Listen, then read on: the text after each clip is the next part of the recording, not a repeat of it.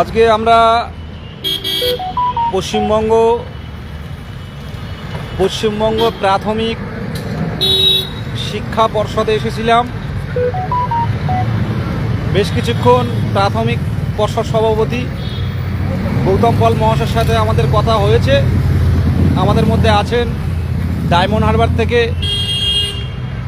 হাফিজুর রহমান লস্কর, আছেন শাহিদুর নদিয়া থেকে, এবং আমাদের বড়হানো থেকে অদিতি, তোমরা সবাই চিনে থাকবে। তো আজকে আমরা বেশ কিছুক্ষণ কথা বললাম আমাদের নিয়োগ এবং শূন্যপদ থেকে শুরু করে বর্তমান পরিস্থিতি সম্পর্কে বিভিন্ন কেসের আপডেট নিয়ে আমরা তুলে ধরলাম। তো তার সারমর্মটা সবাই একটু একটু করে বলছে, শেষে আমি বলে দেবো পরিষ্কারটা।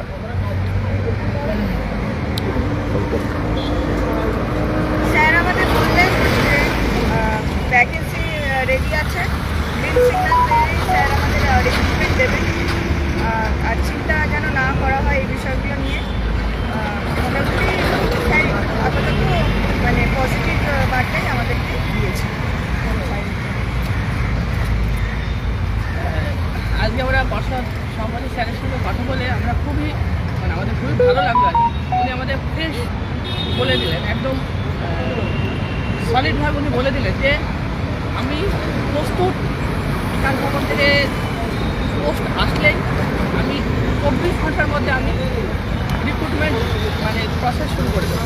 এ নিয়ে তোমাদের কোনো দুশ্চিন্তার কারণ নেই। তোমরা একটু দেখো এই সাইটগুলো বিকাশ ভবন থেকে বা কোনো কথা বলে ভালো করে যে এই পোস্টটা তোমরা যেদিন আনতে পারবে সেই দিন 24 ঘন্টার মধ্যে আমি নোটিফিকেশন জারি করে দেবো। আর কারও কোনো কিছু 22-এর কোনো চিন্তা নেই।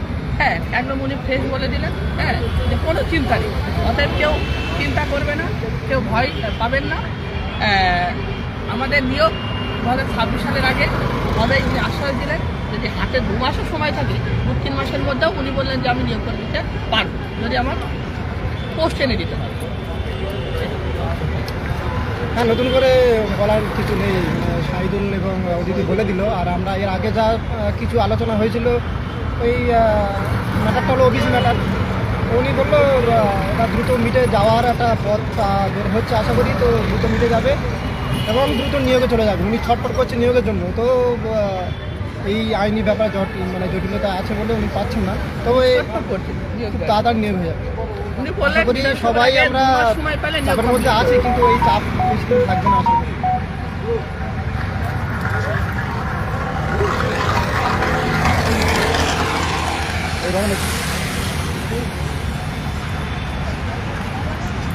ব্যাপার হচ্ছে যেটা আজকে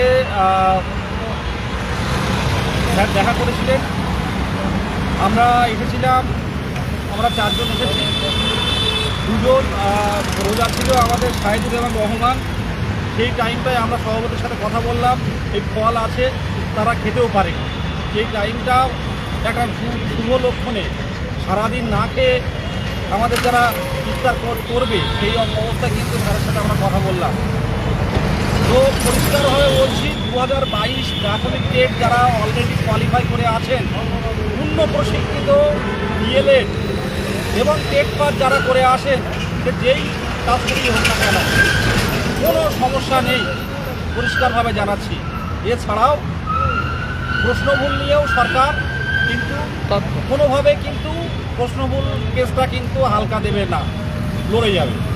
2 গেল। 3 নাম্বার হচ্ছে 3 মাসের মধ্যে যে রিক্রুটমেন্ট হবে, ভ্যাকান্সি আসার পরপরই 3 মাসের মধ্যে 3 মাসের মধ্যে কিন্তু আমাদের পুরো প্রসেস কমপ্লিট করে দেবে। যারা অসুস্থ আছে, বেশ কিছুক্ষণ কথা বলেছিলেন, অসুস্থ আছে, তো তার মধ্যে কিন্তু সব বিষয়গুলো আমরা তুলে ধরেছি।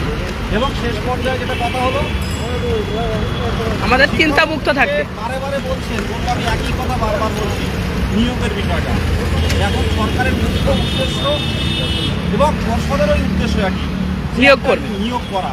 বিধানসভা ভোটের আগে একটা বড় সংখ্যক নিয়োগ করা। স্যার বারবার বলছিলেন যে কোনোভাবে টেট উত্তীর্ণরা কিন্তু বিজেপি তারা কিন্তু বসে থাকবে না, তারা কিন্তু সবাই বেরিয়ে যাবে। সবাই বেরিয়ে যাবো, কেউ চিন্তিত হবেন না। আর যে কথাটা আমাদের সবারই একটি মুখ্যমন্ত্রীর দৃষ্টি আকর্ষণ, একটা প্রসেসে প্রপার প্রসেসে ওনার কাছে ডেপুটেশন দেওয়া, এইসব বিষয়গুলো আমাদের করতে হবে।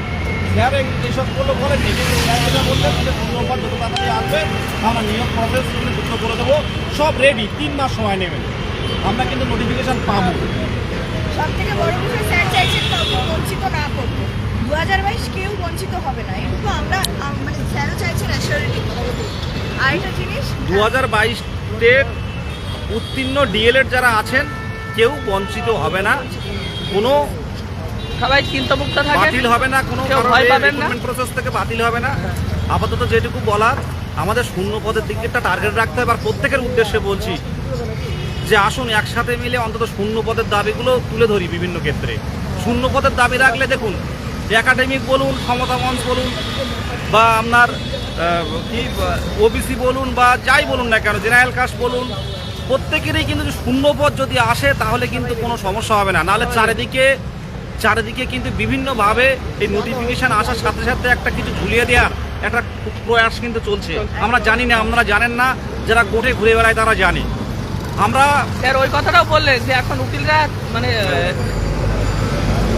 যাই হোক, যারা যা করে করুক, কিন্তু আমরা স্বচ্ছ পথে যেহেতু দেরি হচ্ছে, আশা রাখছি কোনো সমস্যা হবে না আমাদের। যে যে জেলায় শিক্ষামন্ত্রী এবং মুখ্যমন্ত্রী যাবেন, আপনারা দয়া করে সেখানে ডেপুটেশনগুলো দিন যে শূন্যপদ আমাদের দেওয়া হোক, পর্যাপ্ত যে পরিমাণ শূন্যপদ আমাদের দাবি সেগুলো যেন তুলে ধরা হয়। যে যে জেলায় শিক্ষামন্ত্রী এবং মুখ্যমন্ত্রী যাবেন এই প্রসেসগুলো কিন্তু আমাদেরকে চালিয়ে যেতে হবে। ঠিক আছে, সবাই ভালো থাকবেন, হ্যাঁ ভালো থাকবেন, কেউ ভয় পাবেন না। ঠিক আছে।